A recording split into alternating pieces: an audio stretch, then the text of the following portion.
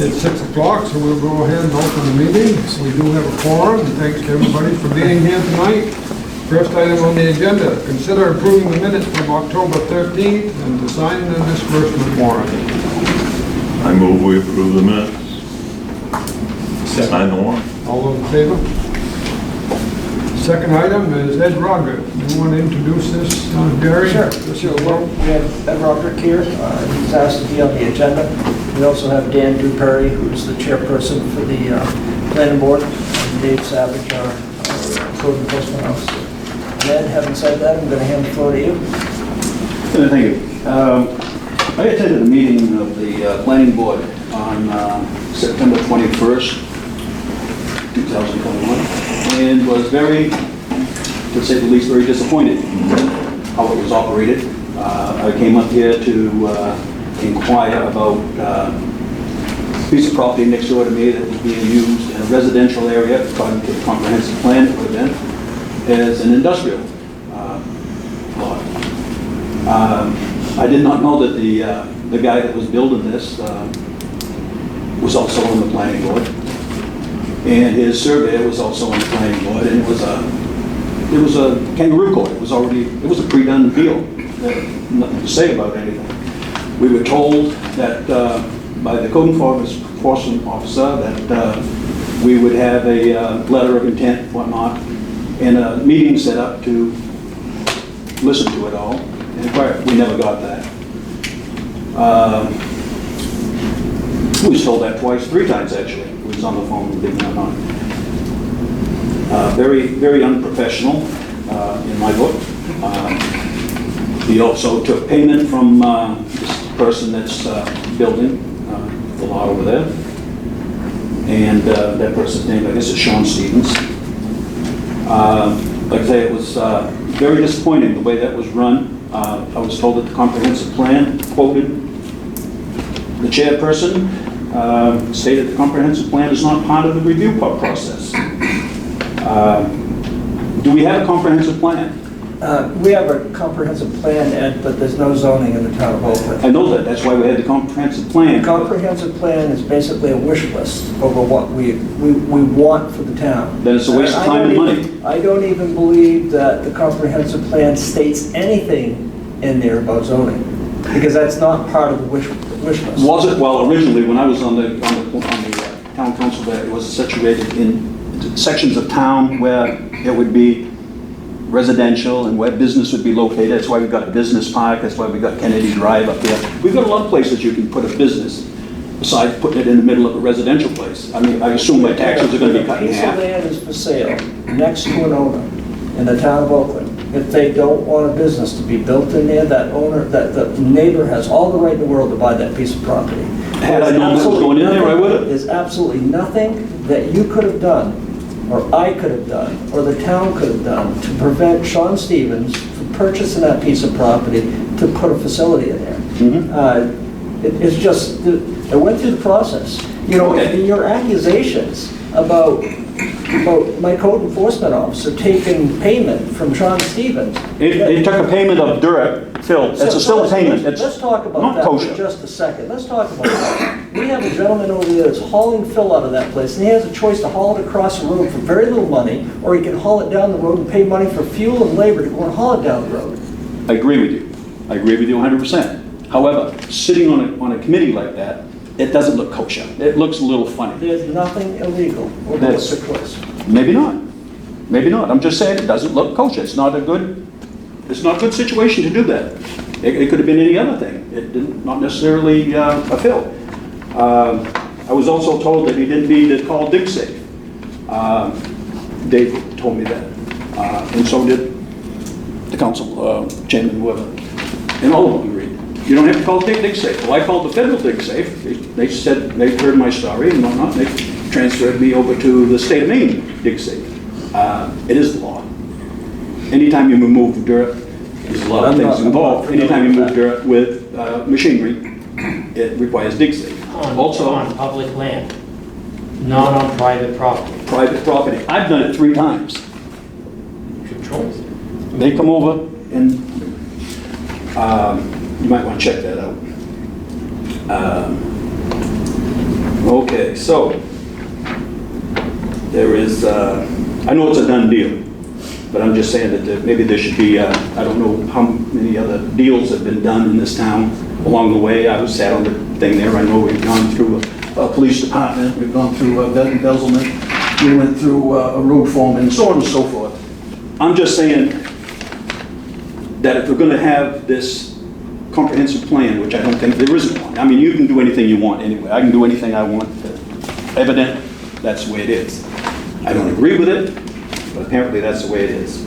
Then people that were on that comprehensive plan committee, they wasted their We have time. the chairman of the comprehensive plan sitting in this room. And What's that? I said, we have the chairman of the comprehensive plan who's sitting in this room. Mhm. And if you'd like to go and hear from the person who oversaw the entire process, Bob's So- sitting right here. What good is it? Well, the comprehensive plan sets out a framework for where the town would like to go. What part of town, where the business should be concentrated, where low-income housing might be concentrated. And so it's an assembly of all the history of the town, where the town has been, where we are now, and where we would like to be in the future. But some of the things that get us in the future, like maybe having sewer on KMD, or having certain parts of town be for only business, or only manufacturing, or only single-family homes. Those are things yet to be done, and those are things that will be done at some point after a process and the council gets to review it. But that was never the intention of the comprehensive plan. We specifically stayed away from zoning because when they tried to do a comprehensive plan 20 years ago, 25 years ago, they talked a lot about zoning, and the people killed it. And we didn't want to repeat that killing of the comprehensive plan because we thought it was valuable in the future. But it didn't address zoning. But zoning is something that if the citizens of Oakland want zoning, that's something that we can work on. And some of us are in favor of some parts of zoning, but it ain't there yet. I was never in favor of zoning for the simple reason being I watched water bill zoning, and somebody waltzes into town with some money, they get a zoning change. Yeah. That's not good either. So I think the comprehensive plan, at that time, back then anyway, was a better deal because here it is, this is where it is, and this is what you can do here. This is a residential area, yep, you can go in there and you can build a house. This is the business area over here, yep, you can go in there and you can build a business. I don't disagree with some of the things you say, but the comprehensive plan never went that far, and nor could it, nor would it, nor was it intended to. So basically, it's nothing. Basically. No, it's not nothing. It's something that we worked almost 3 years on, Yeah. a whole bunch of us, and if you read it, it's quite a thing. From the previous way Oakland used to be, the way we are now, and where we find ourselves in the future. But there's no zoning. Yeah. Thank you, Bob. Well, I know I'm not going to beat a dead horse here and whatnot. I just wanted to make a statement that I don't think that it's very. Let me ask about the letter of intent. Ed mentioned a letter of intent that was never received. Is that No, what you said? nobody in the neighborhood got one. Is there a process where he should have got one, or No. is he in error? I can answer that for you, Bob. The letter of intent is actually the application that's submitted to either the code enforcement or planning board for review. It's actually part of the letter of intent and ordinance. I think what Mr. Roderick's speaking of is a public hearing. And that's in the site review for the planning board. If they choose to have a public hearing on a project, they can, but it doesn't say it's required. So the planning board sometimes hold public hearings, sometimes they do not. It's a decision as they move through the process on whether they want it or not. My opinion, the board's opinion, I think, I'm not gonna speak for him, but Mr. Roderick didn't come for information that night. He come in and he just accused everyone of wrongdoing right out of the gate, just like he did tonight. And that was his goal, and he didn't come to ask questions, he come to cause problems. No, that's wrong. That's not it. No, reason- no. Wait a minute, Ed, wait a minute, Yep. somebody else is speaking. I'm not gonna argue about it. If you wanna speak to the planning board members or the other applicants here, I'm sure they'd be happy to talk to the board. And I can give you that list of people. I didn't come here pissed off that night, nor am I right now. When I saw that this guy right here that's doing it, Sean Stevens, was up there, and he's on the board, and he's the one doing the project and whatnot, that took me by surprise. And yeah, it did, it pissed me off. You could have stopped all of that if you sent out them letters to all the neighborhood down there so that we all knew what was going on. You didn't send it, nobody knew this, there was nothing on the internet or whatever stating that there was a meeting or anything like that. Nobody knew anything about it. Everything's done in secret. Why? I'll speak on that too. We post planning board meetings, uphill board meetings, the same exact way the town manager posts town council meetings. They go to the police department, they go out to the local businesses where everything is posted. We didn't do anything secretive. And the letter out to abutters is a planning board decision, not my decision. They chose not to. That's their right. It's in the ordinance. Should we have Dan speak to that, Dan? It is, I mean, if it was a subdivision, we have to have a public hearing. But with a site review ordinance, which this fell under, and all we're looking at is how the building is situated on the property. It's got plenty of real estate. Is there a place for septic, a place for a well? What's the access like? What has he done about erosion control? That's what is part of our ordinance for us to review. The fact that he wanted to put that or a pig farm there, that's not our choice. But everything he did and had on his sketches were per the ordinance. And so looking at the information, there was no need for a public hearing. Everything was there and met all the code requirements of the ordinance. And if we had a public hearing, we would have just listened to people, but it wouldn't have changed the outcome one single bit. It may not have, but it's a little bit of respect. I guess that's the word I want to use here, is respect. That planning board had no respect whatsoever for me and my wife when we were here. All bull. We let you talk all you wanted, you just blabbed away, shit on everybody, and then No, you you're wrong pissed off about people that. in the audience and they left because they Hey, no couldn't take it argument anymore. here, one at a time. But anyway, Mr. Roderick was very rude, to Dave, to Sean, and for the whole meeting. Period. I didn't see it that way. That's your opinion. Wish we had it on camera. Huh? Wish we had it on camera. You're quite a cat. Good. Thank you.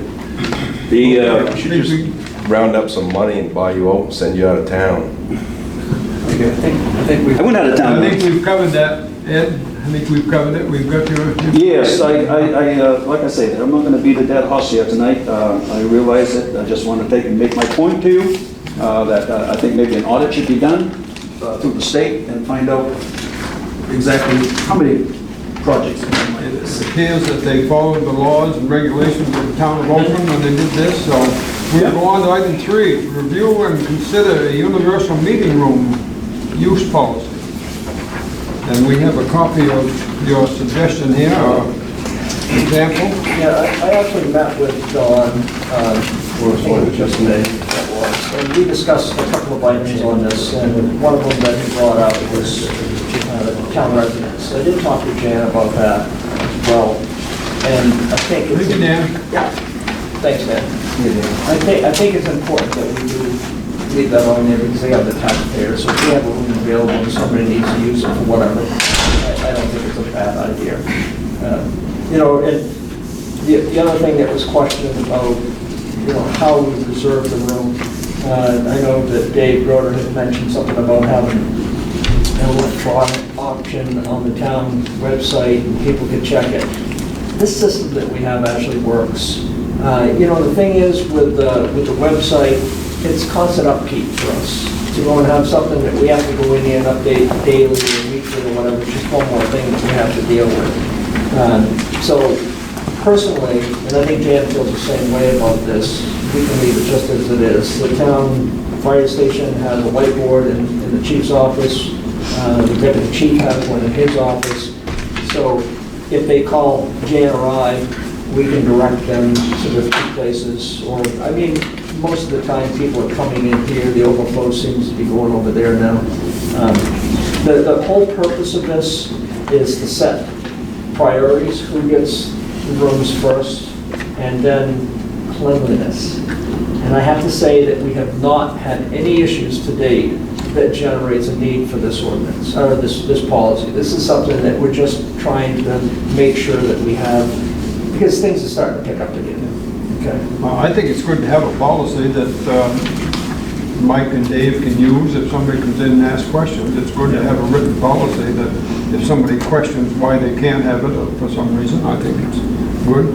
I mean, we've got regular users right now. We've Yeah. got the Rotary Club that's a regular user now. We've got our council meetings, training facilities. So we're getting, and the thing is, when we have a regular user, we have these times blocked out. So if somebody calls up and says, I need to have it at 8 o'clock on a certain day, and the Rotary Club's in here, we can tell them the room's taken.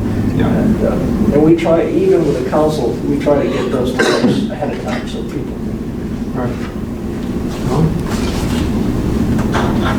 As with every policy, I think you start somewhere, and yeah, maybe this is a way to start, but I see some issues that immediately would come to my attention if I was trying to coordinate this. And I come from a position where we spent hours, days, as groups, pounding through facility use policies because there is so much involved. As I was driving over here today, I didn't even think of it when I spoke to Gary yesterday, but next year we're going to have Memorial Hall vacant, I think. And what happens if a group wants to use that? Well, we'll probably have to put together a policy for that. And maybe that's fine, because we don't have to include it now. One of the key things that, that I mentioned that Gary just talked about was used by town residents. And then it goes on to say that 1 through 6 is at no charge, first come, first served basis. And the fire chief and the police chief may opt for a fee. So do they decide what that fee will be? I think that's going to be a collective conversation. Right, and I think those are the type of things that should be, that shouldn't probably be there, as either one of them would opt to decide what that fee is going to be. And I think you have to at some point decide what is the fee. So part of my thinking is that right now, do we have to jump at this? Do we have to? We don't have to have this in place right now. We don't have any issues. This was just a preemptive strike, to get something on the books, so we had something. And again, it was priorities and cleanliness were the two concerns that we had. And one of the things Dan and I talked about was the kitchen. There is no, or maybe there is, I might have not caught it, but we have a kitchen here with an eating facility. Are people who use this room allowed to bring in food? Are they allowed to use the kitchen? If they do use the kitchen, does somebody have to be here from the fire department to oversee them? We have had the kitchen used before. We had, I believe it was the Girl Scouts were making pies for something, or For Thanksgiving, the Girl Scouts used it last year, because the school was closed. There was no supervision. They did a fabulous job. They cleaned everything up. I mean, it was probably cleaner when we got it back than it was when they got it. So there's no issue on it. I mean, the thing is, we're a small enough community that we know everybody who's using it. The ATV club, I mean, I know half the members on it, so it's easy to have a conversation with all of them. And maybe we don't even need to have this in place. I mean, but it was something that it was recommended by one of the chiefs, and we took it, and we all worked on it. And that's something hammered out. But if you want something a little bit more in depth, we can certainly do that. We don't need to have this in effect right now. I mean, we can sit down and we can put some teeth in it and come up with some figures for rental and all that kind of stuff, but we're just trying to get something in place right now. Does Dave have them, like outside groups, sign some sort of contract? No, everything is just, because most of these organizations are professional people. Right. It's Rowdy. I think it's a good idea to have a policy. I don't think we need to be too in-depth on it, you know, it's a place to start. I mean, maybe next month we'll have to add some teeth in here somewhere if we have a problem, or in the future, but it's a good place to start. I Yeah, think. it's a good place to start, but let me have this for until the next council meeting, and I'll sit down with Dawn over the next few weeks, and I'll pick your brain a little bit to see what you're kind of thinking, and it's no hurt. I mean, we're not in a rush for this thing. I mean, this is... Couple things I thought of here that, and I'm not, we don't want to call it COVID policy, but there might be something here about all protection or whatever, you know, policies should be followed that are in force at the time. I mean, maybe in a few months, we call it COVID policy now, but I don't know that we want to call it that for the future, but any, you know, self-protection policies or whatever must be followed that are in force at the time. And I don't know what you call it, a health policy or whatever. Whatever the town's policies are as far as masking or anything You're like right, that. maybe a follow masking during that. policy or Yeah. something. Yeah, that's fine. The only other thing I thought, well, you might want to put up here on the availability that even after somebody's scheduled it, any town emergency could cancel that availability. If the police or fire had a major whatever going on, they're going to want to use that room. No, it's not. So just, you know, have it in there so people up front, they can say, you know, I know that, you know, if an emergency comes up, it could be canceled. And I think number one on that, fire, police, and town council meeting take precedent. Yeah. But you know, the thing is, if we have the Rotary Club in here, and we had an event happening, we can just quickly move them over to the other room. Yeah, I mean, it's no, I don't think it's a big deal. I think just, so people know up front that, you know, there could be a... Sure. Kelly? I know, I'm the one who approached, I approached Gary, who directed me to Dave, to use it for a Rotary Club every week, because the hospital is going to continue to be closed, and that's where we had been meeting. In the summer, we met at the country club outside, because you could do that, because you could sit on their deck. But it got a little too cold, and it was a little too dark. So I approached Gary, he sent me to Dave, and Dave was very upfront with me and said, yes, you're welcome to use it. How many people? He asked me lots of questions. How many people? Is it a regular schedule? I told him it was a regular schedule, 7 o'clock every Thursday morning. And he said, and you understand that if we have something come up, you get bounced. And I said, completely understood, not a problem. So everything was handled very detailed in that sense. And we set the room up every day, every Thursday when we're here, how we use it, and put it back the way we found it. And we wipe the tables every time. And we even talked at our last meeting about providing the town with some more Clorox wipes, because we felt like we were using them every week to clean the tables. Oh, what? Clorox wipes. Oh, okay. So we're going to buy some as a, you know, because we use them. We clean the tables when we get here, we clean the tables when we leave, because that's what Dave asked us to do, so. You know, and the thing is, this is kind of, Kelly, thank you for that. Yeah. Because you guys are great tenants in here. But hopefully you'll stay here, because it's good use for the room. But this is the kind of the relationship that we're having with other organizations too. And I think it's because we're a small community. We know everybody, you know, and it hasn't been an issue. But we'll rework this a little bit. And, People paid for it, they might want to use it. and that's the way I feel about it too. You know, the gazebo, we've got that down here. We've got a policy where we charge for events, and the nonprofits, we haven't had any issues with that at all. And that's kind of the same type of scenario. You know, I think it's good to have a few written rules that you can look through if somebody questions. And I'll tell you, we have people from other communities on our Rotary who are in awe of Yeah, this well, building, that's what I was gonna in this mention, room. too. They're I like, think it's nice to show other Wow. towns that this nice facility that we have. And they might say, boy, Oakland's a nice place, you know, they let you use their room. And yeah, our guest speakers who come in are quite intrigued by it. They think it's really nice. Right. They give us permission to use the smart board so we can project, and so, yeah, it's been showed off quite a bit. And that's what we want. Thank you. Anything else on that? So Don, you and I'll sit down and talk about this. And I guess I would also ask for maybe reaching out to all the counselors or anybody for ideas if there's things that they would like to see added, subtracted, explained. Okay. Item 4, vote on accepting a 5-year banking contract bid. I have Kelly here for that. All right, so our 5th year is up. We sent out RFPs to area banks. Currently, we are with Camden National Bank in Oakland. We got responses back from Camden, from Bar Harbor Bank and Trust, and from Kennebec Savings Bank. I put together this handy dandy little chart in your packet. Pretty much all the banks don't charge any annual fees. The only fee that we do get charged is on our wealth management side, so our investment vehicle piece. So Camden and Bar Harbor came in the same.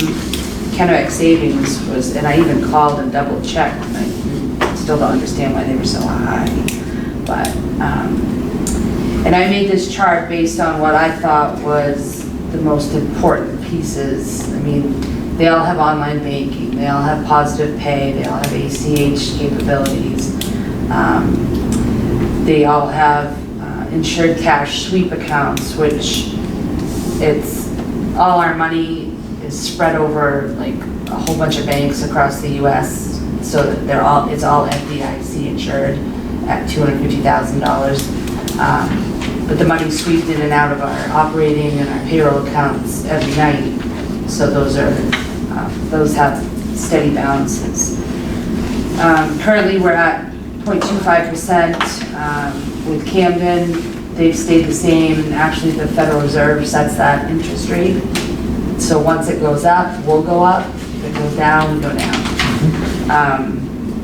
I did call Kennebec Savings Bank just to confirm that was the rate they were going to give us, and that is, they came in at 0.15%. So pretty much Camden and Bar Harbor were neck and neck, except Bar Harbor will not reimburse us for our checks, and Camden will. I want to make a recommendation to the council that we stay with Camden National Bank. They're doing a great job. They've done nothing wrong. They gave us a good RFP. I'd like to sign another 5 years with them. Any comment? Yes. It makes sense for several reasons. In addition to that, it is handy, Local. local. But I think the efficiency of having it right down the street is a big plus for especially you and Jan, I would think. My only question though is, did either Camden or Bar Harbor or Kennebec explain how they got their fees to handle our investments? I mean, they break it down, but it's, as a municipality, there's main statute on, you have to, if you invest money, it has to be invested safely and in bonds, and it can't be, in the stock market and crazy investments. It's usually a percentage of your total dollars. Right. And just because and I don't know if there's something out there that Bar Harbor and Camden National, they both have the exact same. I know, well, they gave us a municipal government rate of $6,900. And it's a flat rate, doesn't matter how much you're investing. And it's paid out over 12 months. And Kennebec Savings must be using some formula. They didn't give us the municipal discount, I guess. Okay. That's what I sort of Do wondering. we have a motion? I'll move we accept Camden National Bank's bid and continue on for 5 years. Second. All those in favor? Thank you, Kelly. Thank you. And number 5 is vote on accepting a 3-year IT bid. We have a purchase policy that states that we're supposed to go out for bid on anything over $5,000. And the IT segment of our business, we've never done that. So in order to keep things healthy, we went out to bid with 2 companies, with 2 local companies. One was Snow Pond Technology, who Josh, he's been with us for a long time, and the other group is Maine Technology Group out of Winslow. And we sent out the RFP, and we broke it down by their monthly charge. They have a fixed monthly charge, and then an hourly rate that's when they show up on scene to fix something or to install something, they have an hourly rate. You can see the difference there, 135 versus 125. Monthly charge was $1,200 versus $1,388. Nighttime labor was a little higher with Snow Pond Technology. The escalator, the annual escalator was 2% versus 3%. But the big item here was number 5. Main Technology Group gives us 10 hours worth of free labor every month. And Snow Pond Technology gives us no labor. It doesn't sound like a lot, but last year, Snow Pond Technology, we paid them $7,260 for labor above and beyond their monthly charges. If you figure out, and that's pretty average, if you figure out what this 10-hour equates to, it's $15,000 a year. We interviewed both companies. Josh was actually today. One thing that Josh did that was a little unsettling was we were paying $579 a month for a service, and he doubled that, $1,200 a month for this bid. And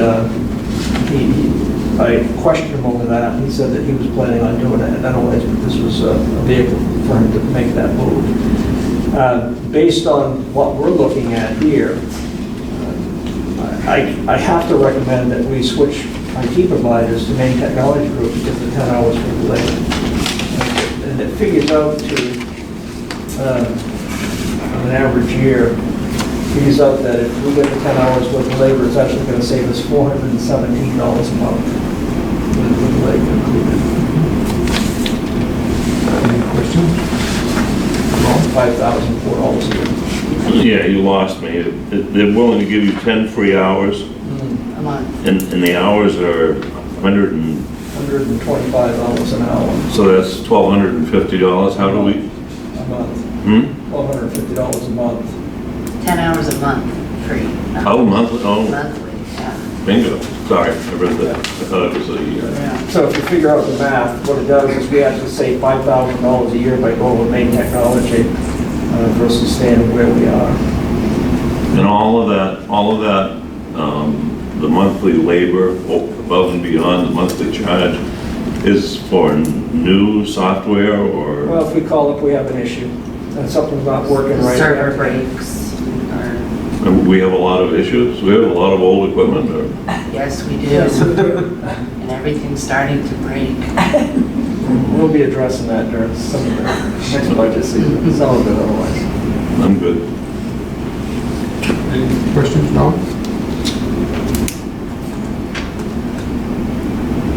I'm sure I know the answer, but I'll ask it anyway. 10 hours of free labor. If they have 8 hours during the day and 2 hours at night, It's 10 hours period, it doesn't make any difference. We're looking at, so is it a set amount? it's $1,250 is what it is per month. So it's not an hourly, basically they're, It's quoted out hourly. but if they don't use the 10 hours? It doesn't get rolled over, we lose it. I asked that. You would make it?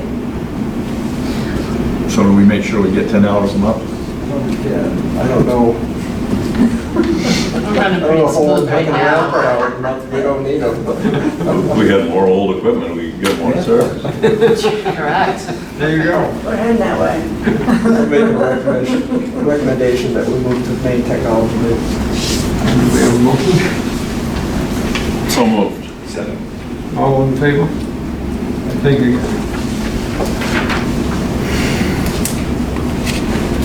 Number 6, to consider transferring $5,000 to bring electricity into the Wrigley Recreation Area. And so we got the bids. The goal is to put Oakfest up there next year, and we need power. We're gonna need power up there anyways, regardless of what we do with that piece of property. We got a bid for $3,500 from Central Maine Power Company. We got another bid from an operation out of Athens for $2,500. I would recommend that we use $5,000 because I'm gonna need ground with what we're talking about. Boyd is going up to do a site plan, figure out where this parking lot's gonna go. We got all kinds of ideas coming in, and so we're gonna need a sizable place to park vehicles. It's gonna take some fill. And I think that would get us started in the spring. We're not gonna do anything this fall. We are gonna put the power in this fall. We've got that all lined up to go. But in the spring, we don't have any large projects going for the fire department, I mean, for the public works department. So this is right across the road. We're gonna go in there and hit it hard next spring and try to get something made of it. And we're gonna use the same material that we used up on top of the hill for the parking lot. The stuff is amazing. It walks down and that's gone right here. So, we've been accumulating all kinds of boulders so we can outline the parking lot with those. So I'm asking if we could transfer $5,000 out of the property fund. We had $355,000 in that instead of fund equity, because that's kind of what that money's set for. It'll drop us down to a balance of $350,000. I'd like, you, any questions? Go ahead. What is the 3,500, 2,500 actually? That buys us a pole and it gets the power onto the property. We're gonna have to expand that next summer, because what we're gonna do from that point is we're gonna go underground.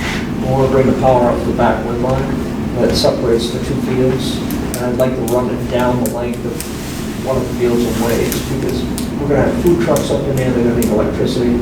And so we're just gonna kind of get the power spread out in there so we have some options. But the initial is just to put a pole in with transformer on And it? we'll have a meter on it, and I mean, we could plug into that pole as well if we want. How far off the road is that? I don't, so you got a little short driveway that goes in to get to the back of Tree Spirits, and that pole's gonna be in that area someplace. And we own, what's the road frontage? It's not a lot. I mean, the road frontage is probably 75 feet, I would think. And it's enough for what we need. But it's just gonna be one pole? One pole for now, because we want to go underground. Yeah, no, I'm just trying to vision that they'll probably have to set a pole right on the street. Not unless it's a long run. Is there a pole right there now? There's a pole across the This pole is road. out front there. So there's a pole across the road, they tap into that, That's where and we're you gonna run go with it. whatever, however far you can on. Right. Yeah, we've got permission from the person whose pole is on their property. We're gonna put a guide wire on it and secure it, and then we're gonna run a line across all the way up to the second pole, which will be up into that field somewhere. I think we ought to consider mostly underground. I mean, we're not sure now what's gonna go on up there. I mean, agree. if kids end up flying kites up there, or, Yeah. you know, you tell me to go fly a kite someday, you know, we shouldn't have much aerial stuff there, I don't think, for And the that's not what future. the plan is. So- I talked with Dave about it. We chatted about it a little bit. It's gonna be more expensive to go underground, but you know, we got trenches, we got the equipment to go Yeah, on we that got stuff. crews that can dig the trench, put the sand in, and stick PVC pipe together with a contractor. They can do it pretty reasonable to, but I think, you know, this is gonna be there forever now. Yeah. So, We're gonna do it I right. think we should look at underground and because you're not sure yet where you're gonna want it, you know, different parking lots, and And that's why. you might want some lights someday and things, Oh, so. well, no question. But I think we ought to try to put all we can that's out in the park area underground for safety reasons. Good idea. So I'm on that some page. kid won't be Yep. throwing something up in the air onto a line or something.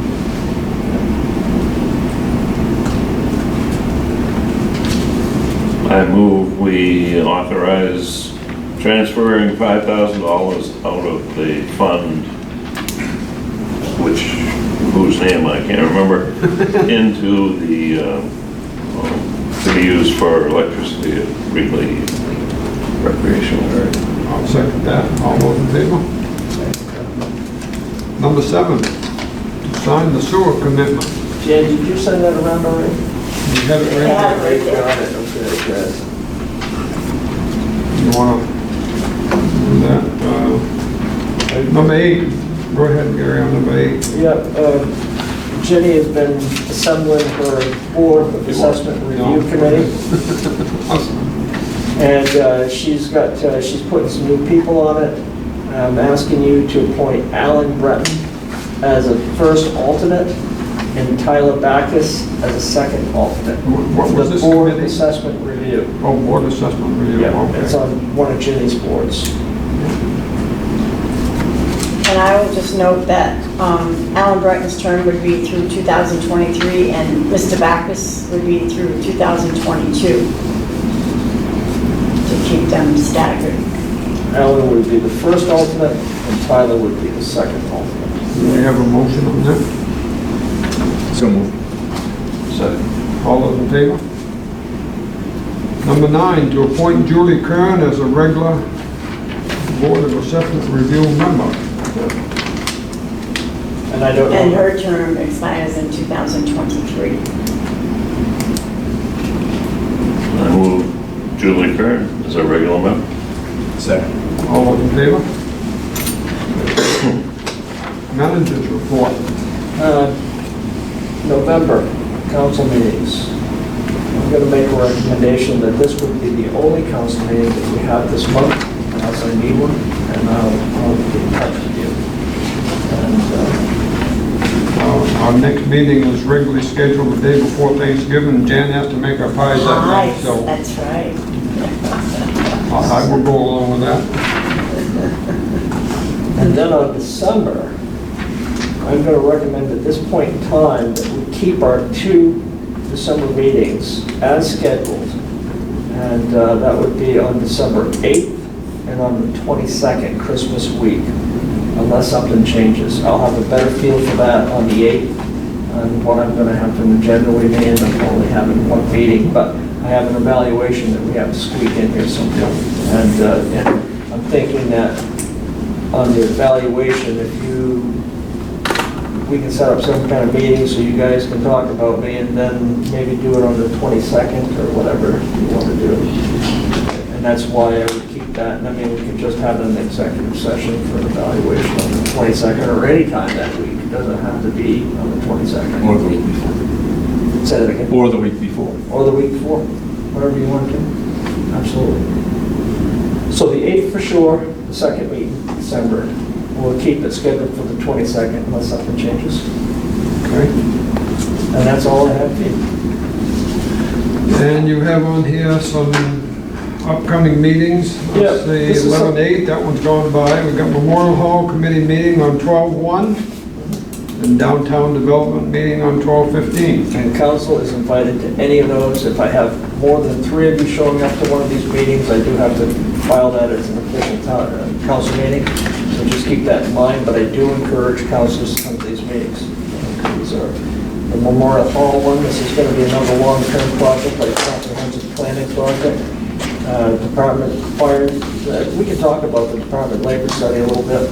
We've had 2 meetings on that. Bob has attended both of them. Don attended the last part of it. The intent of this, as you know, is to determine whether or not we need to move this department in from a part-time department to a full-time department.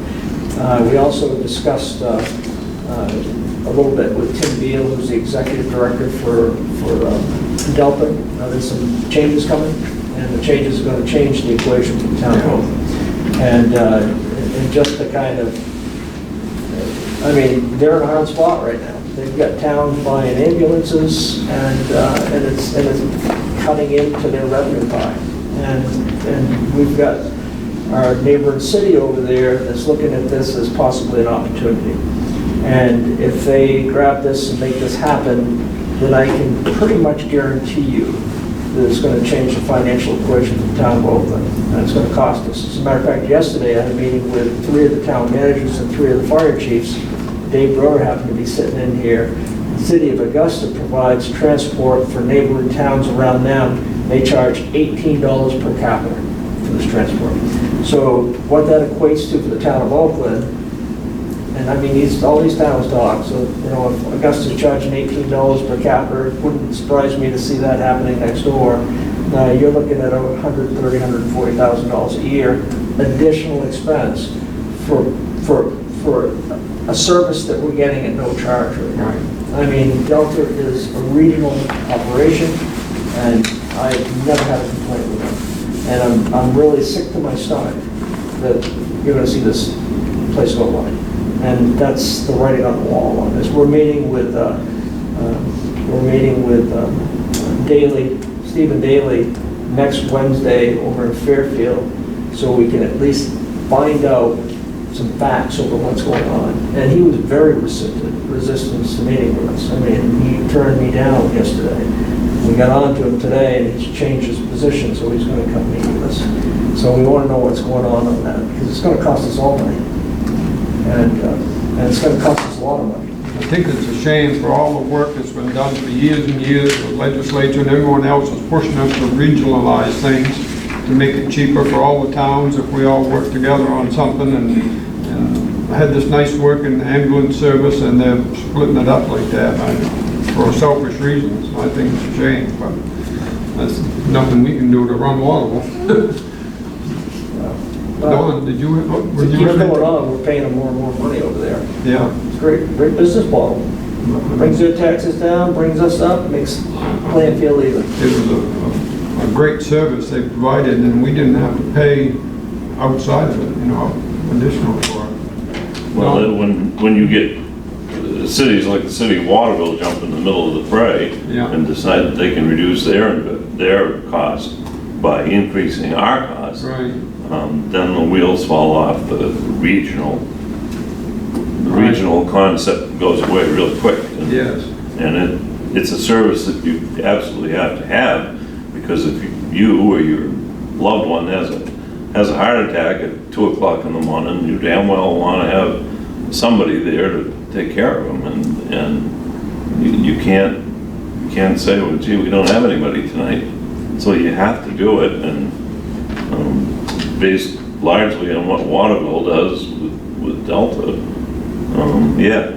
none of it's going to be cheaper for us. No. I mean, it's to the point that if this does happen, I'm gonna have to seriously, I think we need to look at buying our own ambulance and not paying somebody else just to have that autonomy, I'd be making noise out there that we're looking into doing that. I have been. Thank you. It's a shot over the bow that might come true. Don, did you have anything to bring up? I will. I did. I wouldn't.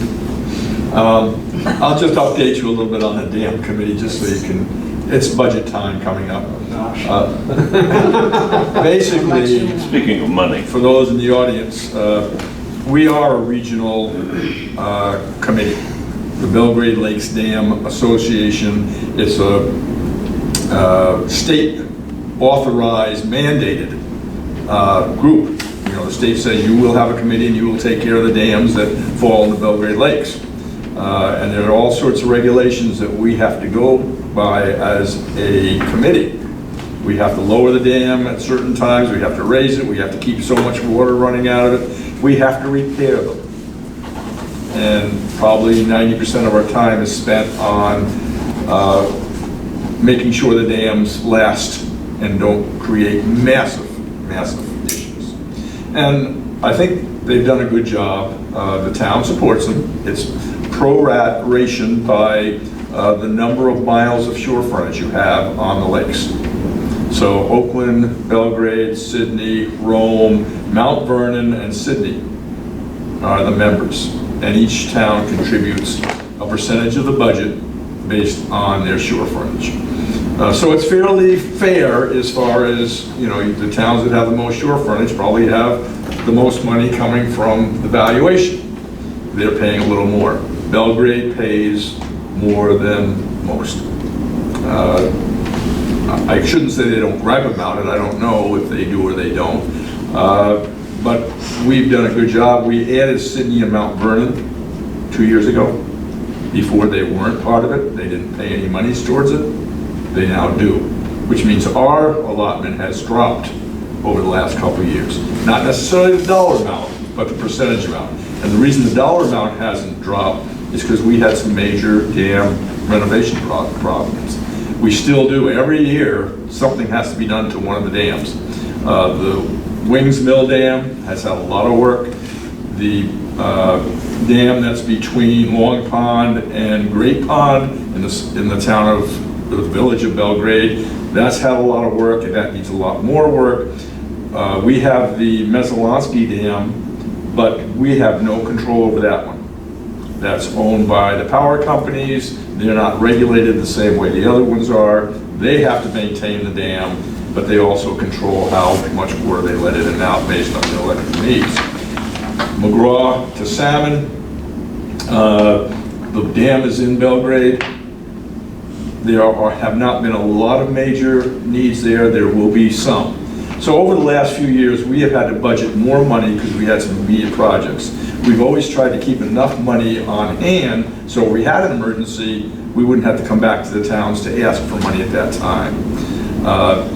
For the last 2 or 3 years, it's been, I won't say considerably, but it's been higher than it was previous to that. This year, we don't anticipate the same high amounts, but we are going to be, I think, I didn't get the final vote, but I think we're going to be asking for a little bit of reserve money this year where we haven't in the past. So we used to ask for money every year to build up a fund. But the last 2 years, because we had such high expenses, we just asked for what we needed that year. This year, we're probably going to ask for a little bit of a reserve. It'll still be less than we have for the last 2 or 3 years. So as we come towards the budget, hopefully it's going to be not an increase, but it'll be pretty stable. But some of that money will be put aside for emergencies. Just to give you an idea, if a dam had a major break, you're talking over $1 million to replace it. And we've been able to patch them and take care of them and keep them in fairly good condition. And that's what our intent is. Thank you, Donna. Is there any, at your meetings, has there been any consideration about some of this infrastructure money to do some major repairs on? We had a whole, I thought maybe you would have. and the town manager from one of the towns spoke and thought that we should put a big chunk of our infrastructure money into the dam committee. But as the town managers have spoken, I don't know if there's a major move by all collectively to go along with that.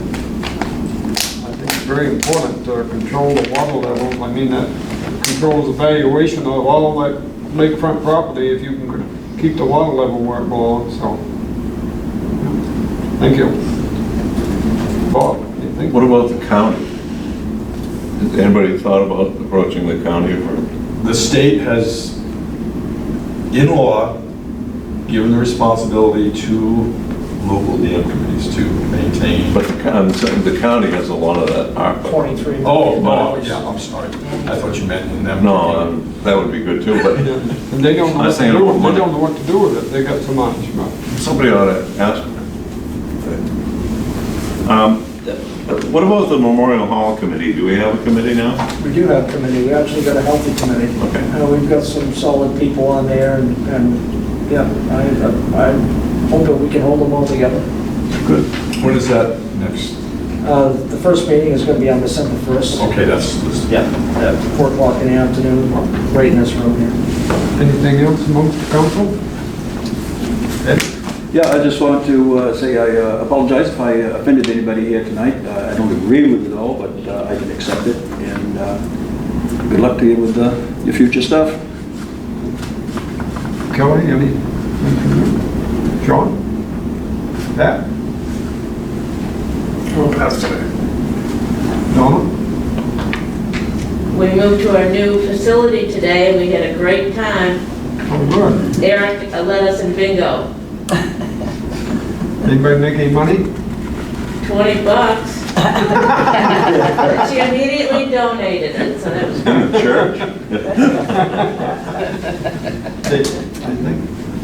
I'm all set, thank you. Dave is usually here and motions I to guess- adjourn, but I guess we're I gonna move have we to stay adjourn. on. I move we adjourn. Second. All those in favor? Thank you, everyone, for coming and participating.